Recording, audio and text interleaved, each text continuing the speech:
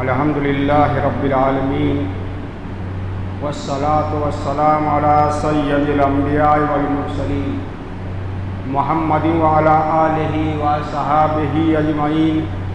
اما بعد فقد قال النبی صلی اللہ علیہ وسلم صیام یوم عاشوراء احتسب علی اللہ ان یکفر السنۃ التی قبلہ رواہ مسلم۔ آج جمعہ میں محرم الحرام کے خاص ایام اور خصوصی طور سے یوم عاشوراء کے سلسلے میں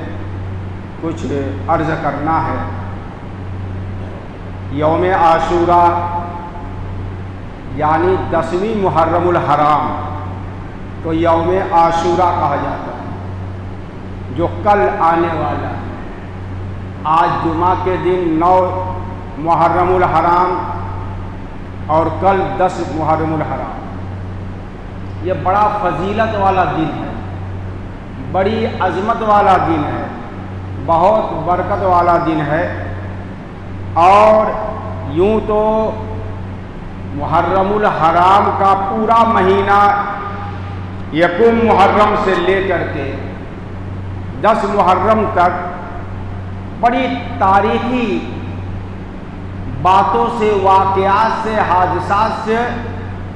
وابستہ ہے۔ میں نے اس سے پہلے عرض کیا تھا کہ یکم محرم الحرام کو امیر المومنین سیدنا عمر فاروق رضی اللہ تعالیٰ عنہ کی شہادت ہوئی۔ اس کے بعد جو سب سے مشہور واقعہ ہے، جو تاریخ اسلام کا سب سے زیادہ دردناک باب ہے، خون آلود باب ہے، وہ ہے رسول کائنات، فخر موجودات کے نواسہ محترم، ہمارے دل کی دھڑکن، ہمارے محبوب، ہمارے پیشوا سیدنا حسین ابن علی رضی اللہ تعالی عنہ کی میدان کربلا میں شہادت کا واقعہ۔ اور اس پر آپ حضرات ہر سال سنتے ہیں۔ میدان کربلا جو عراق میں پڑتا ہے، یہ 7، 8، 9، 10 محرم الحرام میں وہ عجیب و غریب دردناک واقعہ پیش آیا، جبکہ خاندان نبوت کہ 72 چشم و چراغ کو یزید کی فوجوں نے، بلکہ اس کے گورنر عبید اللہ ابن زیاد جو کوفہ کا گورنر تھا، اس نے ان بے گناہ، معصوم اور خاندان رسول اہل بیت کے ان معززین کو بڑی بے دردی سے قتل کر دیا۔ اور روافض نے، شیعوں نے اس پورے مہینے کو ان کی نسبت سے غم کا مہینہ بنا دیا۔ شہادت حسین واقعتاً تاریخ کا نہایت ہی دردناک، خوفناک، المناک واقعہ ہے، جو ہر مسلمان کو ہلا دینے والا ہے، ہر مسلمان کے دل کو رنجیدہ کر دینے والا ہے۔ اس لیے کہ جس نواسہ رسول سیدنا حضرت حسین رضی اللہ تعالیٰ عنہ کی محبت کو ایمان کا حصہ قرار دیا رسول اللہ صلی اللہ علیہ وسلم نے،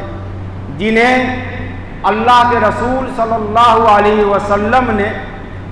جنت کے نوجوانوں کا سردار قرار دیا، اور جو ہماری آنکھوں کا نور اور دل کا سرور ہیں، اور جن سے محبت کے بغیر ہمارے ایمان کی تکمیل نہیں ہوتی، اور اہل بیت سے محبت کے بغیر ہمارا ایمان ناقص رہتا ہے۔ یہ واقعہ تاریخ کے صفحات میں محفوظ ہے، لیکن جو رنگ دے دیا ہے شیعوں نے، یہ ایک کہانی بنا دی ہے۔ ایسا ماتا دیا جیسے محرم کا مہینہ جو ہے اس کی کوئی فضیلت ہی نہیں ہے، یہ غم کا مہینہ ہے، یہ رنج کا مہینہ ہے، اور کالا لباس پہن کر کے غم منانا پوری دنیا میں مچا رہا ہے۔ آج دیکھیے گا ڈھول تاشے کے ساتھ یہ غم کا دن منایا جا رہا ہے۔ غم اور ڈھول تاشوں کے ساتھ منایا جائے، غم اور ناچ گا کر کے منایا جائے، غم اور ڈی جے بجا کے منایا جائے، یہ تو اسلام میں کہیں ہے ہی نہیں۔ شہادت تو اسلام کا عظیم ترین مرتبہ ہے۔ انبیاء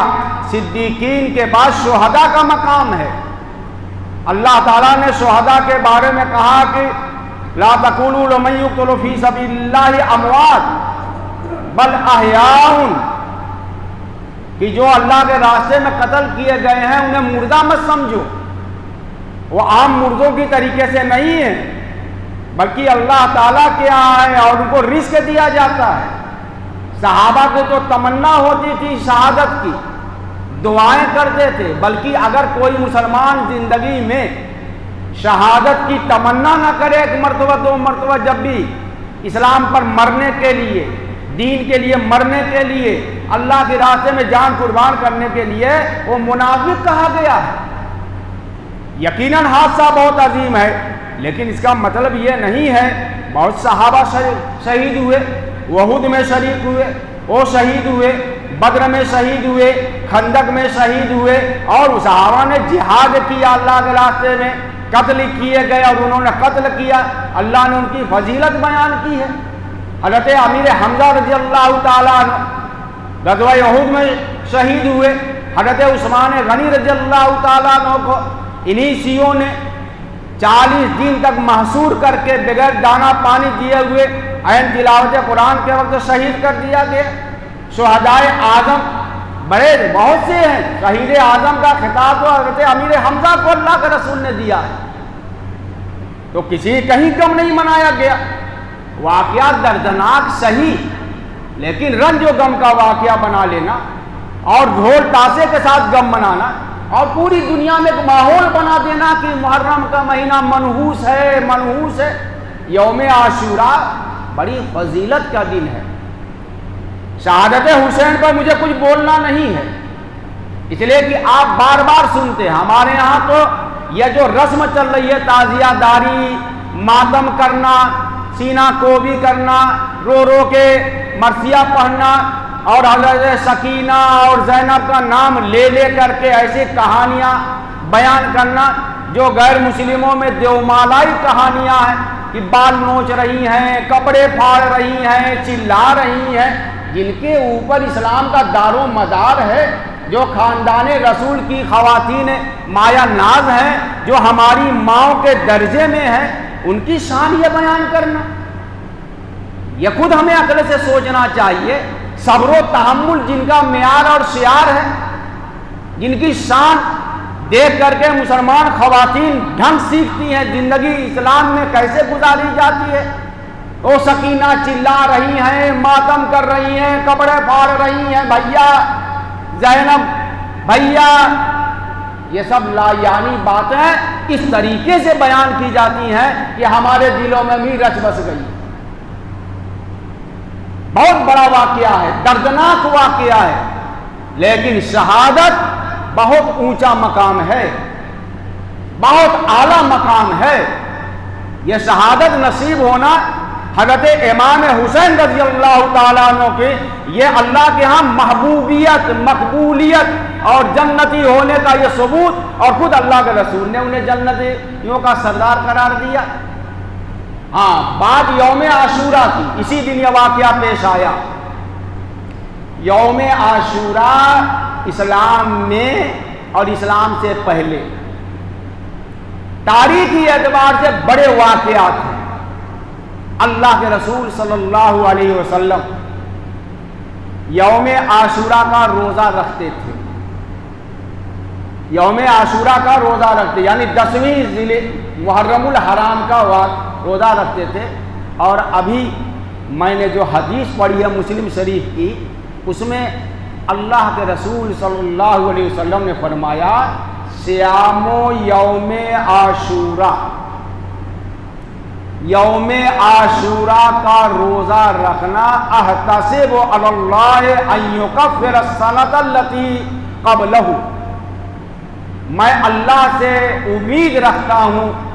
کہ اللہ تعالیٰ اس روزے کی برکت سے اس سے پہلے جو سال بھر کی ہماری غلطیاں ہوئی ہیں، کوتاہیاں ہوئی ہیں، اللہ انہیں معاف کر دے گا۔ یہ روزے یوم عاشورہ کا روزہ، اللہ کے رسول صلی اللہ علیہ وسلم جب ہجرت فرما کر کے مدینہ منورہ تشریف لے گئے تو وہاں دو قسم کے لوگ رہتے تھے۔ ایک انصار تھے عرب جو شرک میں مبتلا تھے، اور وہی یہودیوں کی آبادی تھی جو اہل کتاب کہلاتے ہیں، ان پر تورات نازل ہوئی، موسیٰ علیہ السلام کو ماننے والے۔ ان کو دیکھا کہ وہ عاشورہ کا روزہ رکھتے ہیں، تو اللہ کے رسول صلی اللہ علیہ وسلم نے فرمایا تم روزہ کیسا رکھتے ہو؟ تو انہوں نے کہا کہ یہ وہ دن ہے جس دن اللہ تعالیٰ نے حضرت موسیٰ علیہ السلام کو اور ان کی قوم بنو اسرائیل کو فرعون اور اس کے لشکر سے نجات دی تھی، اور فرعون اور اس کے لشکر کو اللہ تعالیٰ نے غرق کیا تھا۔ اسی شکرانے میں ہم لوگ روزہ رکھتے ہیں۔ تو اللہ کے رسول صلی اللہ علیہ وسلم نے فرمایا کہ موسیٰ علیہ السلام کی اس پیروی کرنے میں ہم تم سے زیادہ افضل ہیں اور زیادہ حقدار ہیں، اس لیے کہ موسیٰ علیہ السلام جلیل القدر رسول تھے اور آپ صلی اللہ علیہ وسلم خاتم النبیین ہیں، لہذا آپ صلی اللہ علیہ وسلم نے روزہ رکھا۔ تو یوم عاشورہ کا روزہ رکھنا سال بھر کے روزوں کی مغفرت، سال بھر کے گناہوں کی مغفرت کا ذریعہ بن جاتا ہے۔ اور یہی نہیں، یوم عاشورہ رزق میں کشادگی کا دن ہے۔ اللہ کے رسول صلی اللہ علیہ وسلم نے یہ بھی فرمایا جو اس دن کھانے پینے میں کشادگی کرے گا اللہ تعالیٰ اسے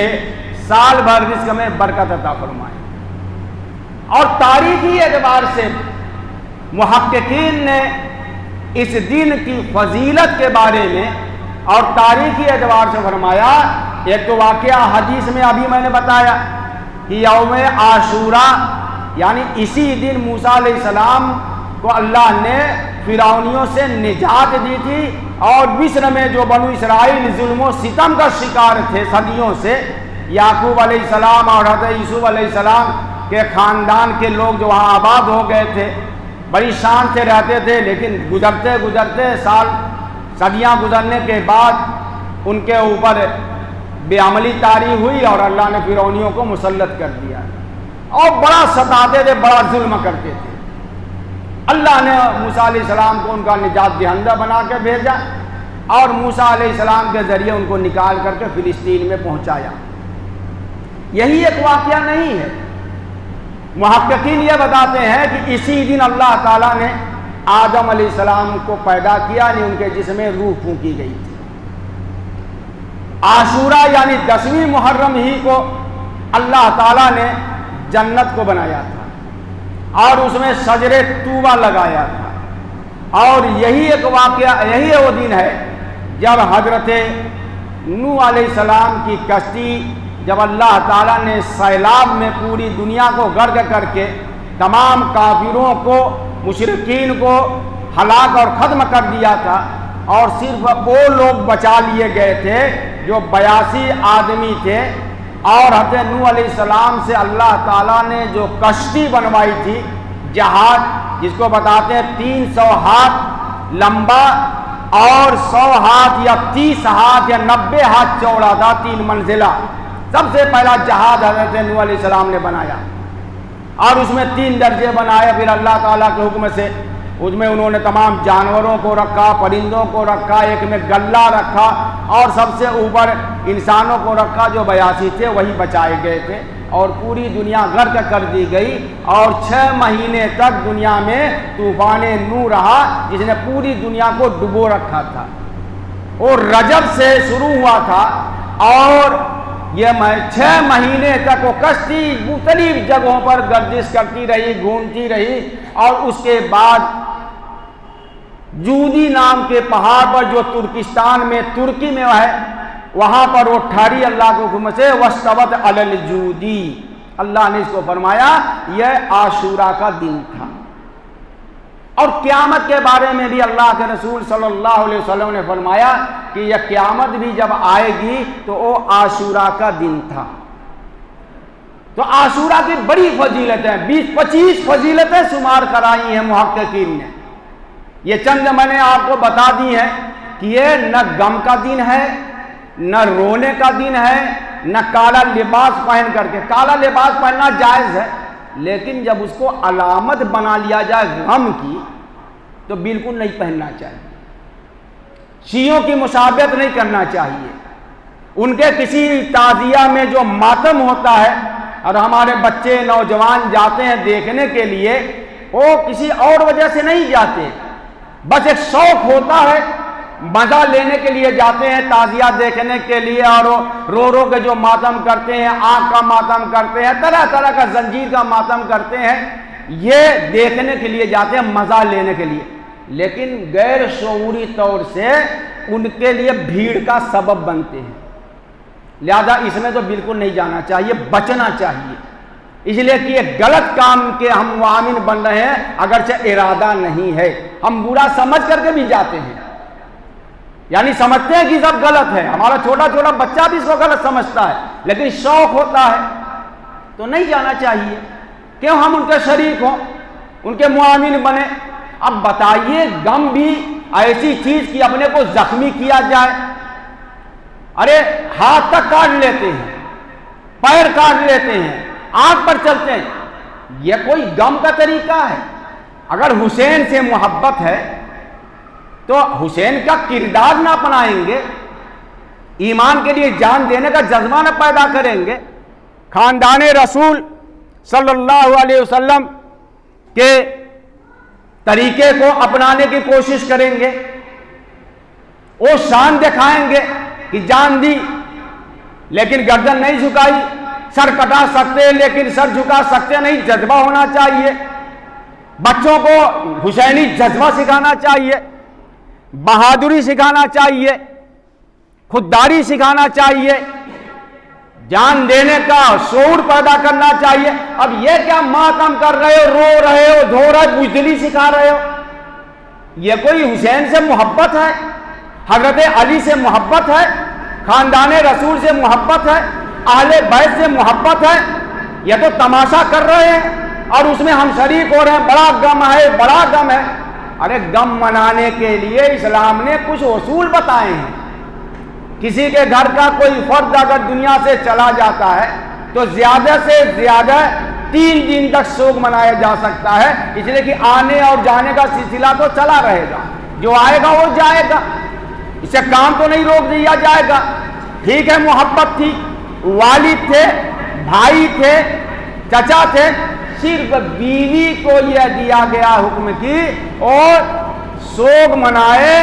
یعنی 4 مہینہ 10 دن عدت وفات گزارے گی اور زیب و زینت اختیار نہیں کرے گی، اور کسی کو یہ اختیار نہیں دیا گیا ہے کہ 3 دن سے زیادہ رونا دھونا منایا جائے۔ نہ اللہ کے رسول کے خاندان لوگوں نے، اللہ کے رسول کے صاحبزادے حضرت ابراہیم کی وفات ہوئی، اللہ کے رسول نے کوئی غم نہیں منایا، صحابہ شہید ہوتے تھے، مدینے میں کوئی غم نہیں منایا جاتا تھا، بڑے بڑے صحابہ شہید ہوتے تھے، کوئی غم نہیں منایا جاتا تھا، اجلہ صحابہ تھے، کبار صحابہ تھے، محدثین تھے، ائمہ تھے، تاریخ میں کسی طریقے سے اس قسم کا غم منایا نہیں گیا۔ عاشورہ کا روزہ رکھنے کا حکم دیا گیا، اور وہ بھی 2 دن کا، کیوں؟ اس لیے کہ یہودی 1 دن روزہ رکھتے تھے، ان سے مشابہت نہ ہو جائے۔ دیکھیے اسلام نے بڑی تاکید فرمائی ہے، تمہارا ایک الگ معیار ہے، تمہارا ایک کامل دین ہے، تمہاری مکمل شریعت ہے،